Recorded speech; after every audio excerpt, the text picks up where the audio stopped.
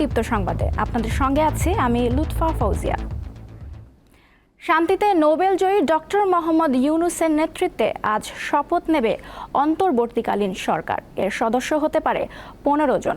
বঙ্গভবনে রাত 8টায় শপথ অনুষ্ঠানের কথা রয়েছে। বুধবার সেনা সদরে ব্রিফিংয়ে সেনাপ্রধান জেনারেল ওয়াকারুজ্জামান জানান, অন্তর্বর্তী সরকারকে সব ধরনের সহায়তা দেবে সেনাবাহিনী। দেশের চলমান পরিস্থিতি নিয়ে বুধবার বিকালে সেনা সদর দপ্তরে সংবাদ সম্মেলনে আসেন সেনাবাহিনী প্রধান জেনারেল ওয়াকারুজ্জামান। সংক্ষিপ্ত বক্তব্যে সার্বিক পরিস্থিতি নিয়ে কথা বলেন তিনি। ভাবলাম যে কি পরিস্থিতি হচ্ছে এই ব্যাপারগুলো নিয়ে আপনাদের সাথে আবার একটু কথা বলি। সেনাপ্রধান জানান, রাষ্ট্রীয় গুরুত্বপূর্ণ স্থাপনাগুলোর নিরাপত্তা নিশ্চিত করা হচ্ছে। তারপরও কিছু ভাঙচুর ও লুটতরাজের ঘটনা ঘটেছে। পরিস্থিতি এখন অনেক উন্নতি হচ্ছে। আস্তে আস্তে ধীরে ধীরে আমার ধারণা যে 3-4 দিনের মধ্যে পরিস্থিতি স্বাভাবিক পর্যায়ে চলে আসবে। তবে যারা এই সমস্ত অপরাধ করেছে তাদেরকে আমরা ছাড় দিব না। অবশ্যই তাদের বিরুদ্ধে আইন ব্যবস্থা গ্রহণ করা হবে। বৃহস্পতিবার অন্তর্বর্তীকালীন সরকার শপথ নেবে বলে নিশ্চিত করেন জেনারেল ওয়াকারুজ্জামান। কালকে আমরা শপথ গ্রহণের জন্য যথাসাধ্য চেষ্টা করছি। রাত্রেবেলা রাত 8টার দিকে করতে পারি।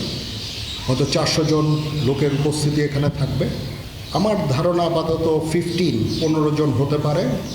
তারপরেও 2-1 জন আপ অ্যান্ড ডাউন এটা করতে পারে। এরকম একটা সংখ্যক এবং মোটামুটি একটা দাঁড়িয়ে যাচ্ছে। যেহেতু এটা ফর্মালি প্রকাশ করা হয়নি, এটা নিয়ে আমি আর আপনাদের সাথে কথা বলতে চাচ্ছি না। ডক্টর ইউনূসের দেশে ফেরা নিয়েও কথা বলেন সেনাপ্রধান। কালকে হয়তো দুপুরে উনি এসে পৌঁছাবেন। আমি ওনাকে রিসিভ করতে যাব। আমরা ওনাকে সর্বতোভাবে সহায়তা করব।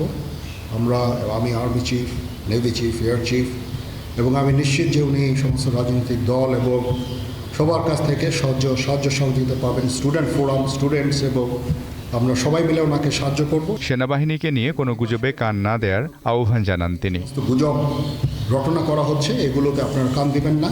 মিজানুর রহমান, দীপ্ত সংবাদ, ঢাকা। দেশের অন্তর্বর্তী সরকারের প্রধান হিসেবে মনোনীত হয়েছেন শান্তিতে নোবেলজয়ী ডক্টর মোহাম্মদ ইউনূস। শিক্ষকতা পেশা দিয়ে কর্মজীবন শুরুর পর এখন তিনি বিশ্বের আইকন। ক্ষুদ্র ঋণ কার্যক্রম তাকে এনে দিয়েছে এই সম্মান। ছিলেন শিক্ষকতা পেশায়, সেখান থেকে গ্রামীণ ব্যাংক প্রতিষ্ঠা ও ক্ষুদ্র ঋণ কার্যক্রম। এর ফলে 2006 সালে শান্তিতে নোবেল পুরস্কার অর্জন করেন অধ্যাপক ডক্টর মোহাম্মদ ইউনূস। সেই থেকে বিশ্বজুড়ে তার সুনাম।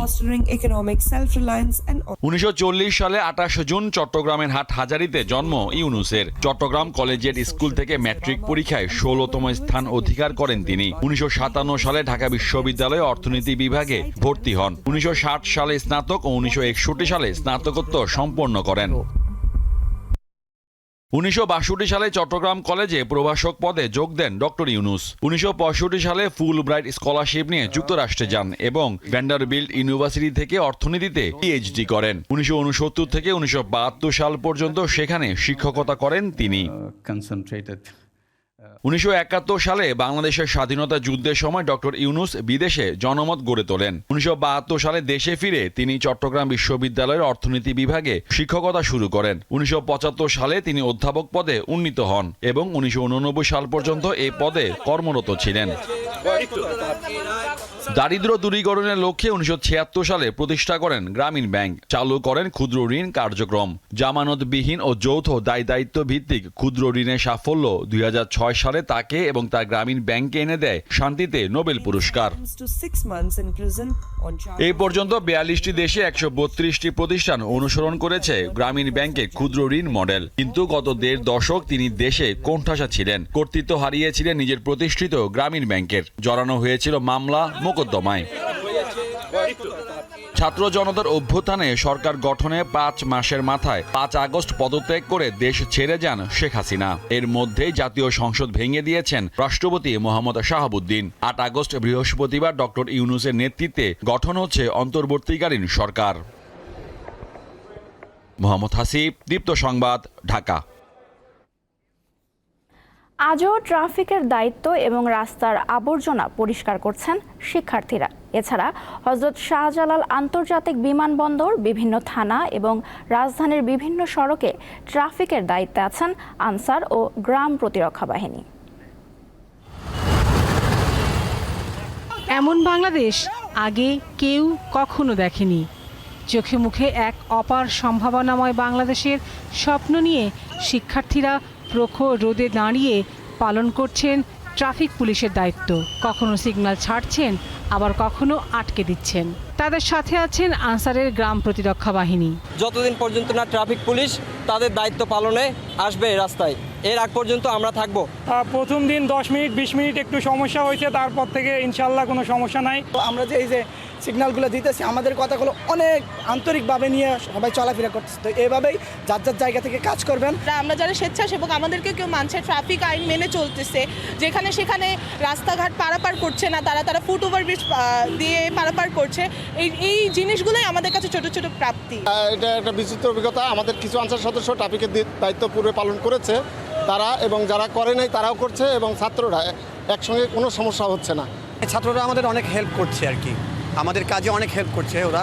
শুধু তাই নয়, রাস্তার আবর্জনা পরিষ্কারে ব্যস্ত শিক্ষার্থীরা, যেন সব জঞ্জাল ধুয়ে মুছে দেবে তারা।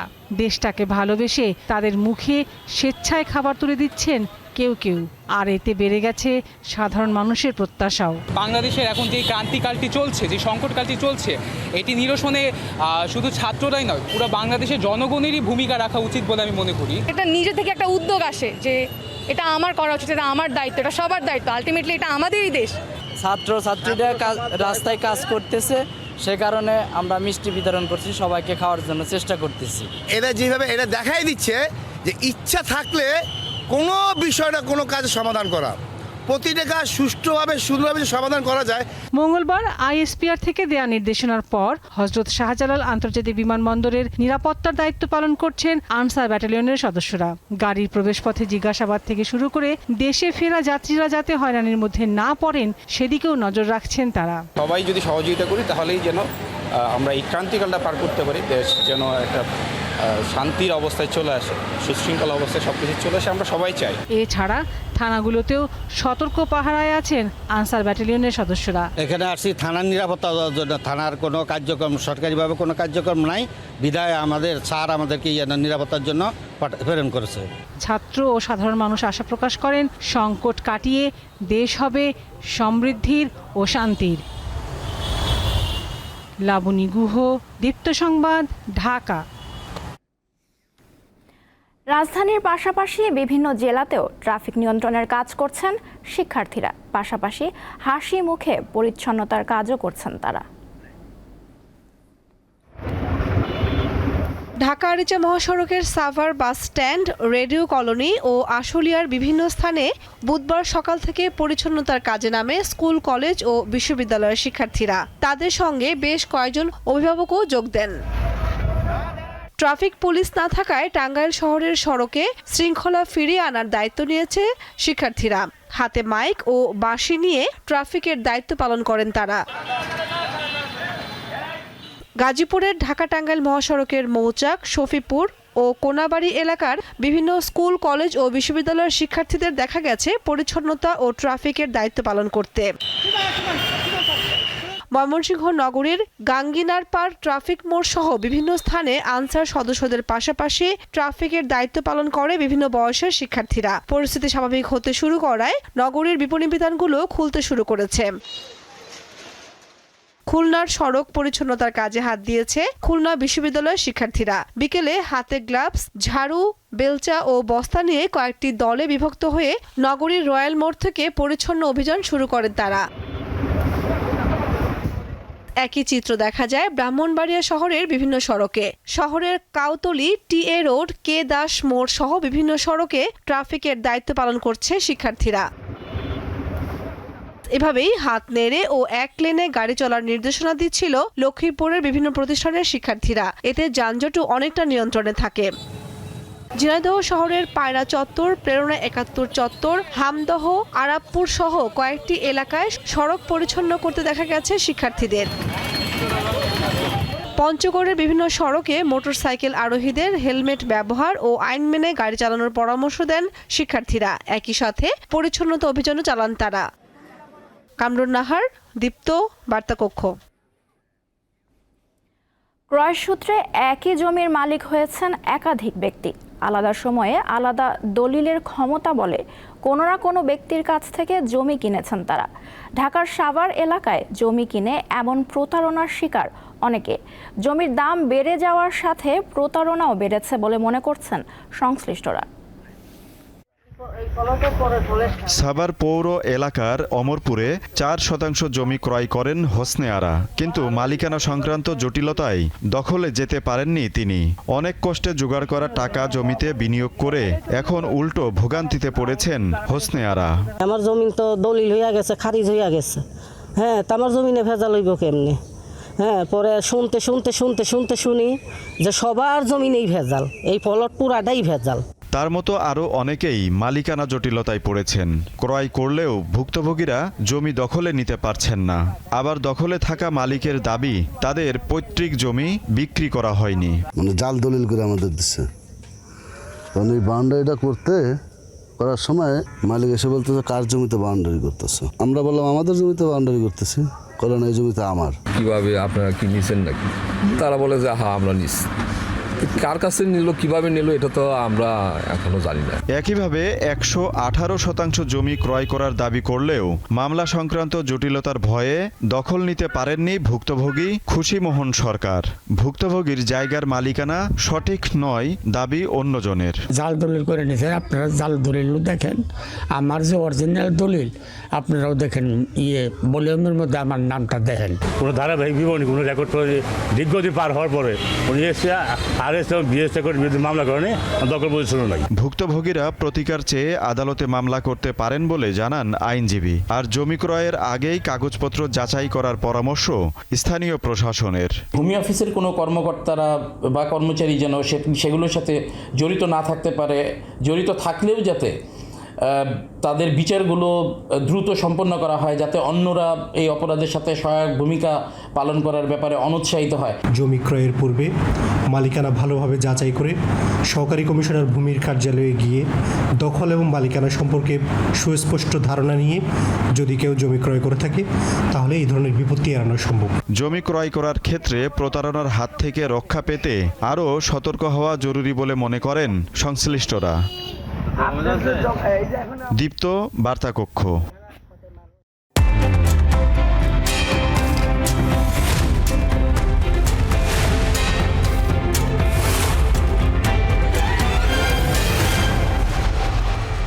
দর্শক, এবারে জানাবো এক নজরে দৈনিক পত্রিকার শিরোনামগুলো। আমার হাতে প্রথমেই আছে যুগান্তর পত্রিকা। তাদের প্রথম হেডলাইন, অন্তর্বর্তী সরকারের শপথ আজ। বঙ্গভবনের দরবার হলে রাত 8টায় শপথ অনুষ্ঠান। তারা দ্বিতীয় যে শিরোনামটি করেছে, প্রতিহিংসা নয় শান্তির সমাজ চাই। নয়াপল্টনের সমাবেশে ভিডিও বক্তব্যে খালেদা জিয়া এই মন্তব্য করেন। এরপরে আমার হাতে আছে কালের কণ্ঠ।